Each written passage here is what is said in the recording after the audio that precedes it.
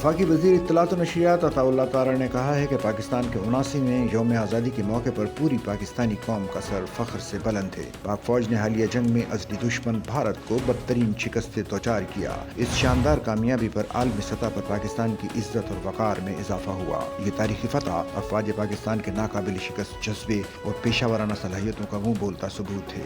ऐवान कायदे आज़म जौहर टाउन में यौम आज़ादी और मार्का हक के सिलसिले में मुनक्किदा एक पुरवकार तकरीब से बदरिया वीडियो लिंक खिताब करते हुए वफाकी वज़ीर इत्तलात ने कहा कि यौम आज़ादी का यह दिन हर पाकिस्तानी के लिए एक अजीम मौका है कि वो अपनी आज़ादी की कदर करे और इसे मजीद मजबूत बनाने के लिए अपना किरदार अदा करे। उन्होंने कहा कि पाक फौज ने दुश्मन की जानिब से रात के अंधेरे में किए गए बुज़दिलाना हमलों का न सिर्फ भरपूर मुकाबला किया बल्कि इसे ऐसी सबक आमोज शिकस्त दी दुश्मन भारत को पसपाई इख्तियार करने पर मजबूर होना पड़ा। उन्होंने कहा कि सिपह सालार पाकिस्तान फील्ड मार्शल आसिम मुनीर की क़यादत में पाक फौज ने फजर की नमाज के बाद जवाबी कार्रवाई का आगाज किया, जिसमें दुश्मन को नाकों चने चबा दिए और इसे शिकस्त की ऐसी दलदल में धकेल दिया कि वो अपनी जगह हिलने के काबिल भी न रहा। इस कार्रवाई ने दुश्मन के अज़ाइम को खाक में मिलाया और पाकिस्तान की अस्करी ताकत को आलमी सतह पर एक बार फिर नुमाया मकाम दिलाया। वफाकी वजीर ने पाक फौज के तमाम अफसरान और जवानों को खिराज तहसीन पेश करते हुए कहा कि उनकी बहादुरी, कुर्बानियों और पेशा वराना महारत ने आज पूरी दुनिया को